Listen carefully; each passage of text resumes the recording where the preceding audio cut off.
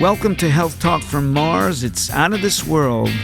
And in today's topic, I want to cover what is the ideal diet, which is a very large topic that could take me 6-9 hours to do. And that's how long, when I was teaching at medical schools, I took to cover the material. The ideal diet needs to take into consideration that it's not just about the individual, but it's about the whole. And the whole includes the planet. So in previous podcasts, I've talked about the environment and how important that is to pay attention.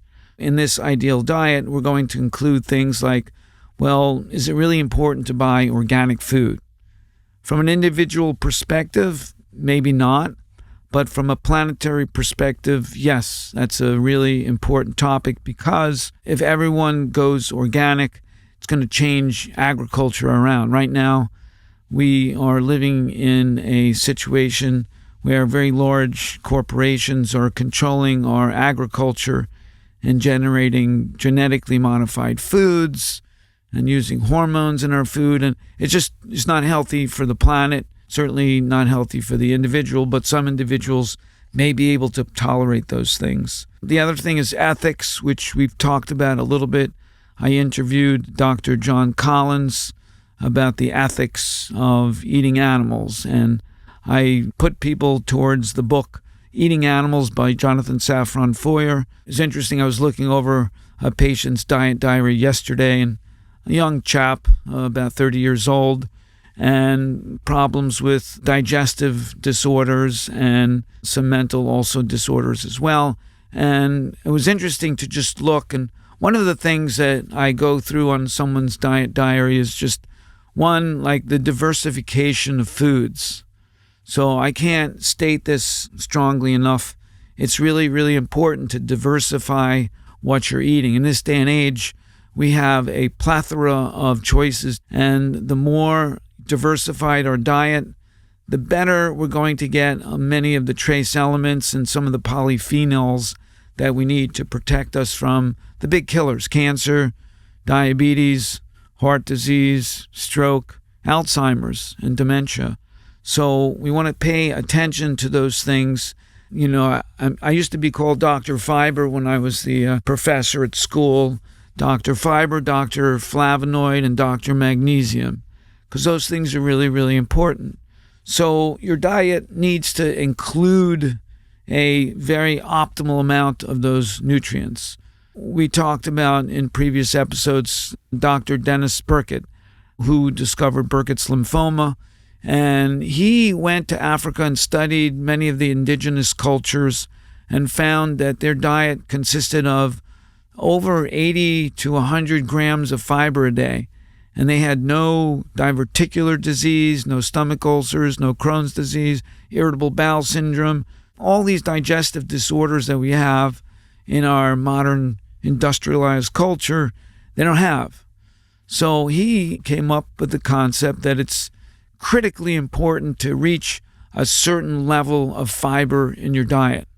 The average American gets a paltry 11 grams of fiber. We need to shoot more for 40 to 50 grams of fiber, or even higher. The American Cancer Society, I think, recommends about 25 grams of fiber, but that's really woefully kind of low, and we should shoot for higher. Shoot higher, and then if you get to 80-90% of that, that's great. That's going to do a good job. So a little bit about fiber. Fiber comes in two basic forms: soluble and insoluble. So insoluble fiber you can think of as like broccoli. You take a broccoli stem, you throw it into some water, you let it sit there. What happens? Nothing. Just sits there. If you take oats and you throw it into some water and you let it sit there, the water becomes a milky white color. That milky white color is coming from soluble fiber. So what's the difference? So 80% of the fiber that we eat is insoluble. 20% is soluble. The benefit of soluble fiber is that soluble fiber binds bile acids. So we're going to go a little bit of physiology here. So one of the things that happens when you digest food is that your liver manufactures bile salts. It spits it into the gallbladder, and the gallbladder spits it into your duodenum, when you eat fat. So when that happens, the bile salts act as a soap, basically emulsifies that fat. When it emulsifies that fat, it then is able to get absorbed through the wall of the intestinal tract. So anything that's inside the intestinal tract is technically outside your body.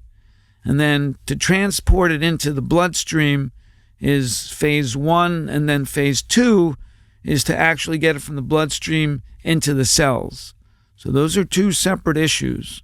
So when you eat fat and the bile salts get spit into the duodenum and you emulsify the fat and you absorb the fat, those bile salts then get released, travel down your intestinal tract. And by the way, you have 20 feet of small intestine. And then when it reaches the last 6 inches, those bile salts get reabsorbed back into the body, into the bloodstream, goes back to the liver, and then the liver puts it back into the gallbladder. And that is known as the enterohepatic circulation. And that's all fine and dandy and great.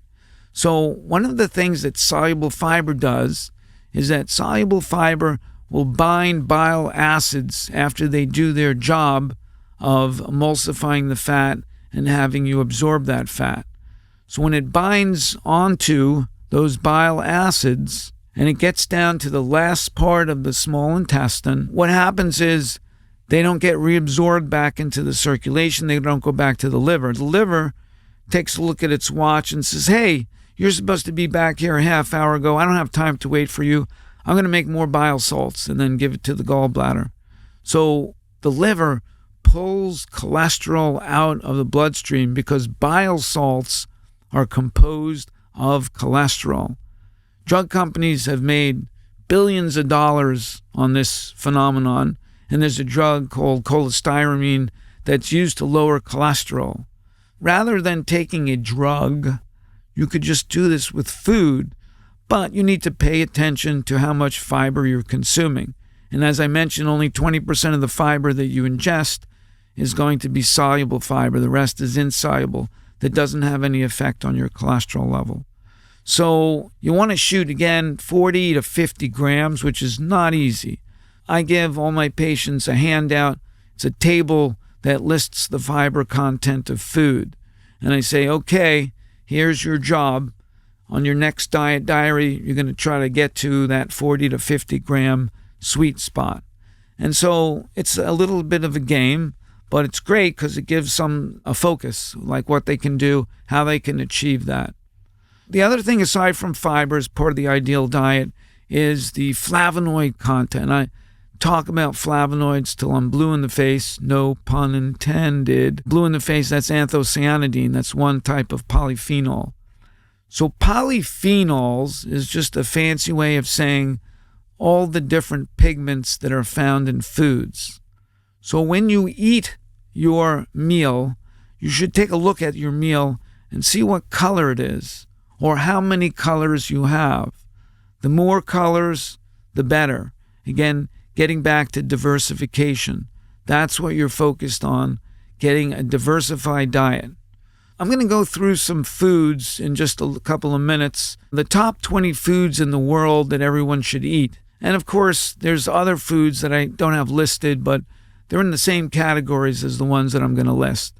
So we'll go through them and we'll talk about some of their properties. As I mentioned, fiber, polyphenols, and then you want to make sure that you're not ingesting a lot of toxicants. Toxicants are things that are found in foods that come from the environment. When you eat higher up on the food chain, that would be eating animals, you're going to get a concentrated source of these toxicants. As an example, fish. There was one report, I have a paper, of a tuna that they caught. Can't remember where it was, somewhere in the ocean. It was 700-pound tuna. And the amount of mercury in that 700-pound tuna was about 10 to 15 times higher than the allowable limit by the EPA. So in the EPA, you could argue it's like that level should be lowered by quite a bit. So eating lower on the food chain is very important. And this is going to be important when we talk about omega-3 fatty acids.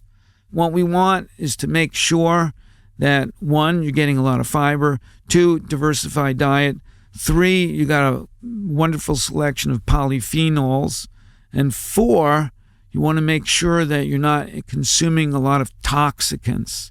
So that's kind of your goal when you're looking at the ideal diet.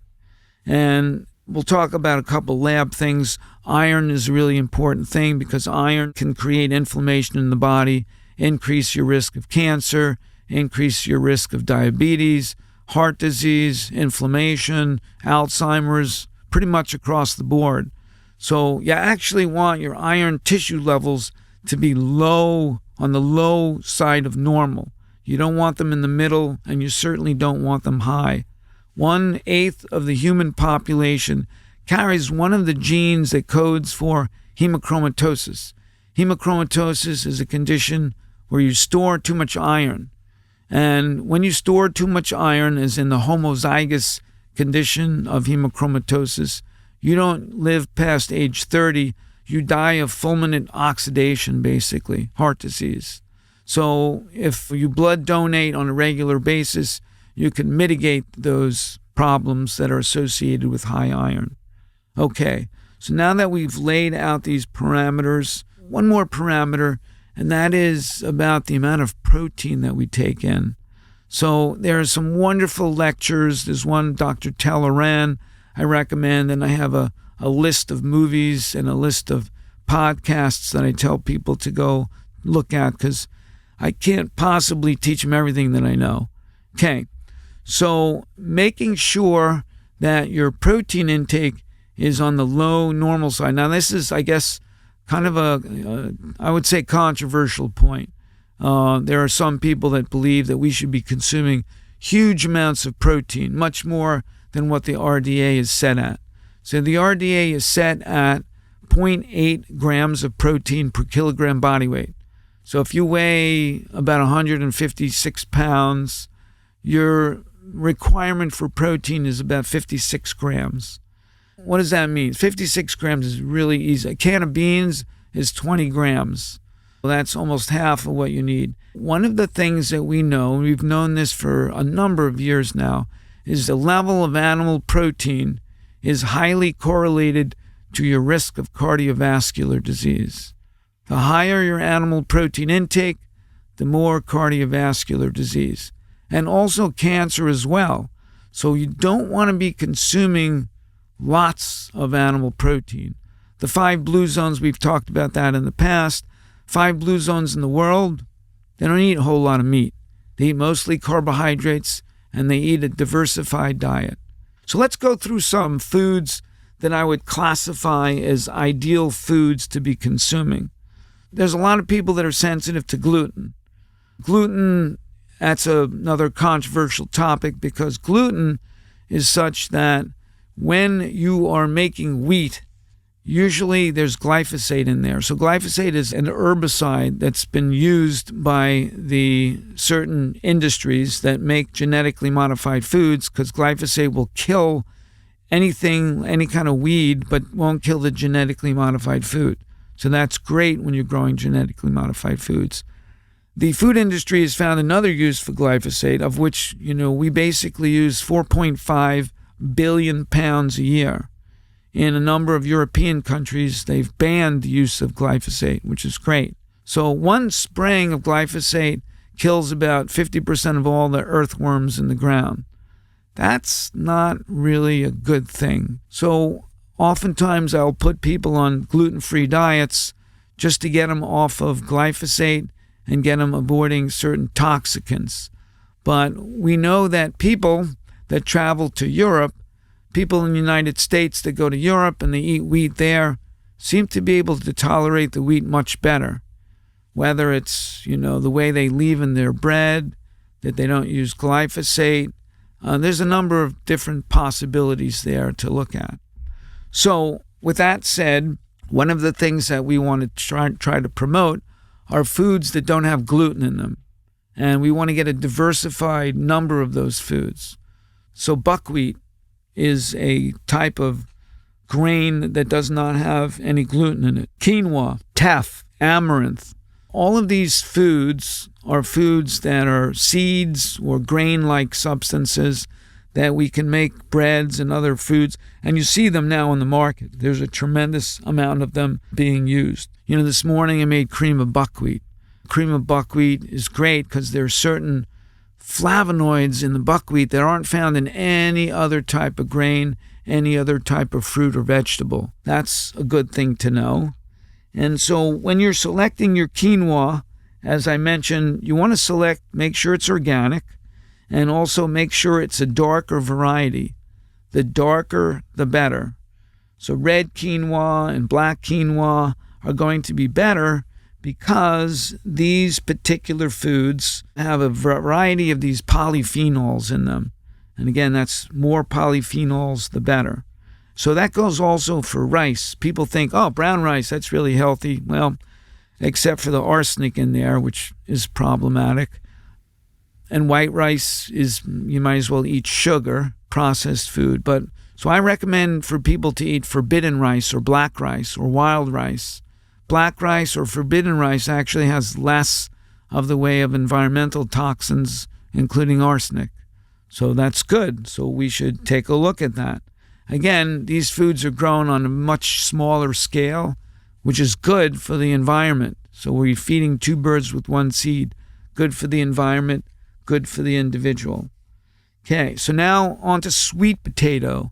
The Okinawans are one of the healthiest people in the world, and they compose one of the 5 blue zones of the world, where people live the longest in the world and don't get the common diseases like heart disease, cancer, Alzheimer's.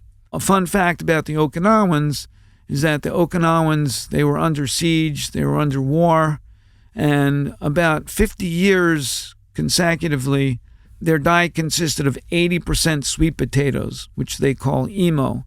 And purple sweet potato is one of their favorites. In fact, you can see videos of trucks, kind of like ice cream trucks, transporting sweet potatoes in foil in these little coal ovens that they travel around with. And people run out and get some of these sweet potatoes that are baked. And it's like, wow, that's great. If all the ice cream trucks got replaced with sweet potato trucks, we'd be a healthier society for sure. One of the things that we tell people is to make sure they consume as much of that food as possible. So if you're eating the sweet potato, eat the skin, because the skin has certain nutrients, trace elements that might not be in the inside of the flesh part of that food. Make sure that when you're eating those foods that they are organic, otherwise they're going to be contaminated with various toxicants. So we want to avoid those toxicants. One of the things they discovered, carrots, for example, is on one of the top 20 foods in the world that we should all be consuming. My mom, when we were growing up, she always peeled the carrots. But my grandmom, she always took a little sponge or a little brush and just brushed them. Much better for you because many of the trace elements and the nutrients in the carrot are actually in the skin. So better to eat the whole carrot. And in fact, if you eat the greens, also better. I make this soup. This is a soup that was made by the Buchinger Institute in Germany. It's a fasting clinic.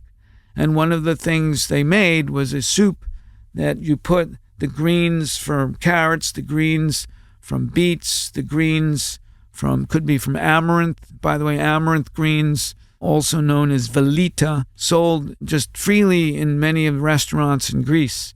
So if you go to Greece and you see velita on the menu, buy it. The other one is horta. Horta are wild greens that grow up in the hills. Another important food. Again, this is a way that you can diversify your diet. My dad, growing up, used to eat dandelions and wild purslane that just grew wild outside. They threw that into the salad. So again, that's what we want to try to do. Eat as many diversified foods as possible. All right, so I want to give a shout out to beans or legumes. There's many different kinds. There's black beans and pinto beans and lima beans and canola beans. All of these beans contain a significant amount of soluble fiber. There are some podcasts and some researchers who believe that beans are the most toxic thing you can eat because they contain lectins. I just want to dispel that myth. All of the blue zones in the world eat beans 3 times a day, different kinds of beans. If that's true, if they're so toxic, why do they live so long? Obviously, there's a problem with that theory. One of my favorite foods that I recommend for people, this is called the Brassica family, of which there are a number of foods in this family, and they are found to be highly protective against various types of cancers. So these foods would include cabbage, broccoli, cauliflower, Brussels sprouts, and the thing about these foods is they contain various compounds. One is called indole 3-carbinol, and there's a compound in these foods called glucosinolate. So glucosinolate, why that's very important, is because it gets converted by an enzyme called myrosinase. So myrosinase converts this glucosinolate into sulforaphane. Sulforaphane is the magic compound that protects us from all sorts of different types of cancers, especially breast cancer and prostate cancer, which are big killers. So you want to try to get as much as possible. And here's a shout out to broccoli sprouts. So broccoli sprouts contain about 100 times more glucosinolate than regular broccoli and cauliflower and cabbage. Again, if you're selecting cabbage, for example, the purple cabbage, I would say, is going to be more beneficial, more flavonoids in there. So one of the things that we didn't mention about is whether we should eat raw or cooked foods. Very important topic when we are discussing the ideal diet. And this brings up the perfect example of why some of the foods that we eat should be raw and some of them should be cooked. There should be a balance, a diversification of these foods. When you cook broccoli or some of the Brassica family, and if you cook them too much, you will destroy the enzyme myrosinase. And myrosinase is that enzyme that converts glucosinolate into sulforaphane. So they've done some really interesting studies, and they showed that frozen vegetables, frozen broccoli, cauliflower, Brussels sprouts, during the process of blanching them, before they freeze them, they expose them to a temperature of about 190 degrees. And at that temperature, that pretty much kills all of the myrosinase, inactivates it. So not great. And I think it was the University of Wisconsin did a study where they said, well, what if we don't bring the temperature up to 190 degrees? What if we bring it to 175? Will that still do what we need it to do in order to freeze that vegetable? And the answer was yes. And the answer also on the myrosinase is that over 90% of the myrosinase was preserved. So it's like, aha. So these are little tweaks that the food industry can make to make our food healthier for us. The unfortunate thing is they don't do these things because it's not cost effective. I want to talk about nuts and seeds. So nuts and seeds are a really important part of the diet because they contain essential fatty acids. And we're going to be talking about in another podcast essential fatty acids and what they are. Essential fatty acids are fats that your body cannot live without. And there's basically 2 types of fatty acids. There's linoleic acid and linolenic acid. Both of these fats are what we call polyunsaturated. Polyunsaturated means that they have double bonds between their carbons. And all you really need to know is that the more double bonds you have between the carbons, the more sensitive that fat is to oxidation. So this is going to be important with regards to eating these foods. So many of the commercial nuts and seeds that we eat have become oxidized because they haven't been stored properly. So this is a really, really important topic, and it's something that we need to pay much more attention to. So ever since I was a little kid, my mom always had nuts and seeds in the freezer. And she knew way back then that putting them in the freezer was going to greatly reduce the amount of rancidity or the amount of oxidation that takes place in those fatty acids. So again, this is a controversial point, like how much in the way of fatty acids should we consume? One of the things that we know is that when we study Paleolithic diets, we found that Paleolithic diets consisted of a lot of omega-3 fatty acids. Omega-3 fatty acids are polyunsaturated fats that create an anti-inflammatory condition in the body. And also your brain. Your brain is made up of 70% fat. So the fat that you eat is the fat that goes into your brain. So the more omega-3 fatty acids that you eat, the higher the percentage in your brain of omega-3 fatty acids, less inflammation, less dementia, less Alzheimer's. So you really want to pay attention to how much you're consuming. Most nuts and seeds predominantly are omega-6 fatty acids.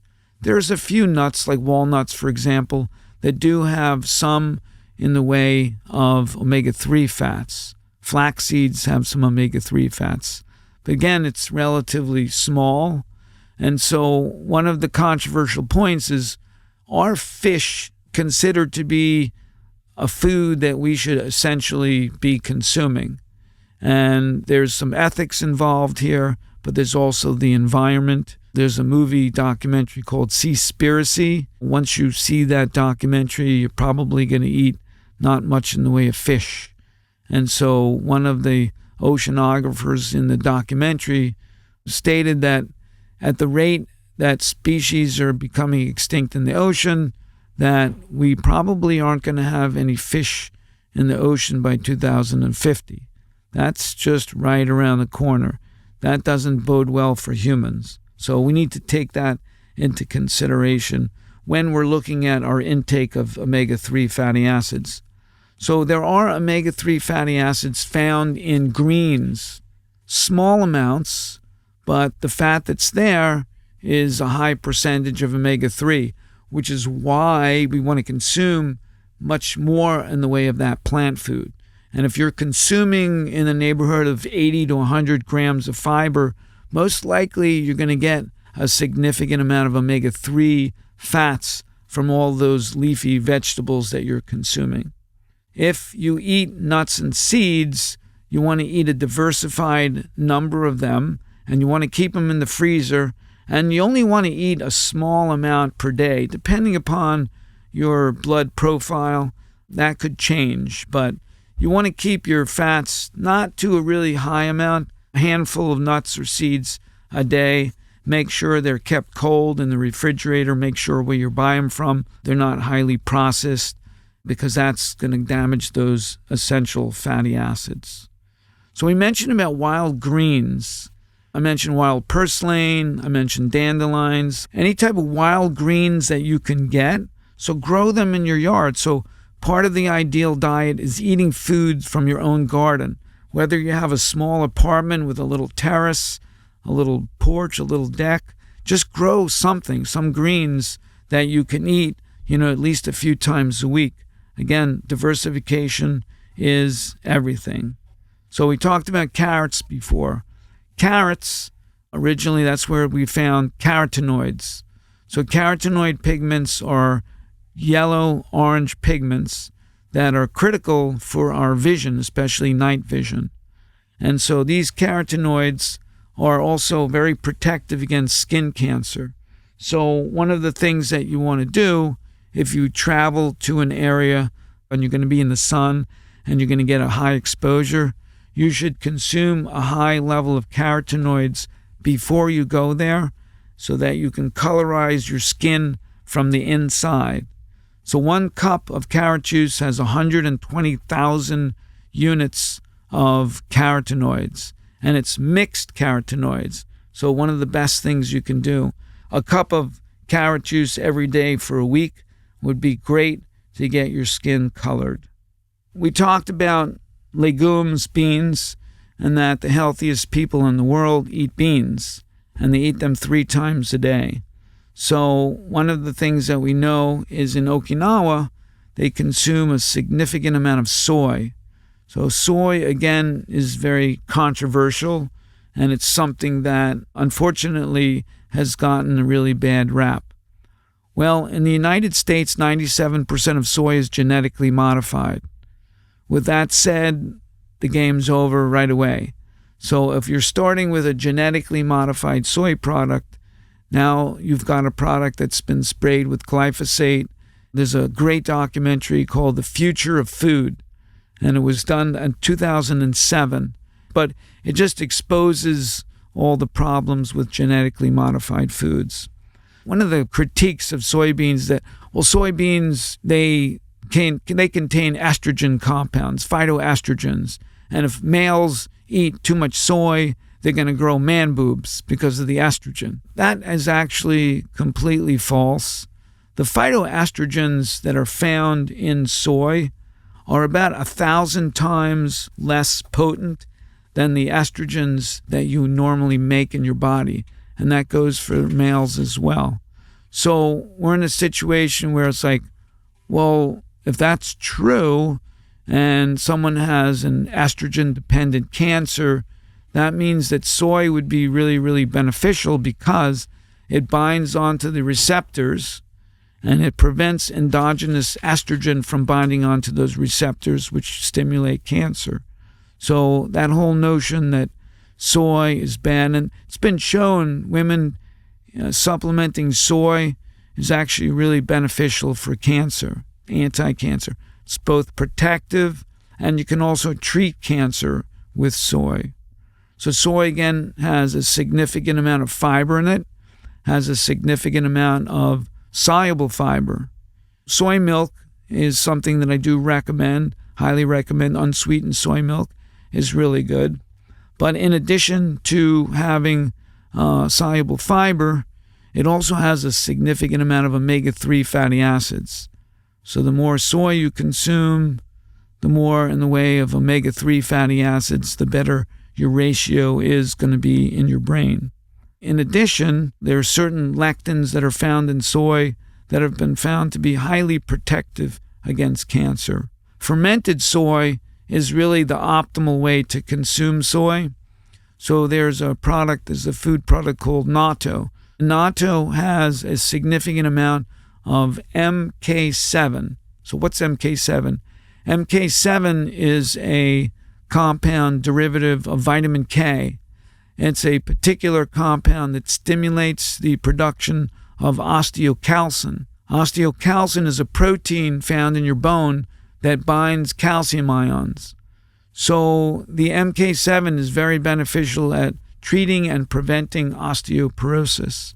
So natto is a food that, if you can find it and you can use it, is a great food to use. So all in all, soybean is really quite good. It's just if it's genetically modified, then the game's over. Then you shouldn't be consuming that. There are some soys, a very small percentage of soy, that's not organic and it's not genetically modified. And they can come from smaller farms. So there's a small company in Portland that's been selling soybean products, tofu, for about 40 years now, called Ota. And it's great. I like to support smaller farmers that aren't, on these very large plantations and stuff. So better for the environment. So let's leave that off right here. So thank you for listening. I'm going to do the second half of the 20 most important ideal foods in the world to eat. Thanks for listening. Health Talk from Marz. Over and out.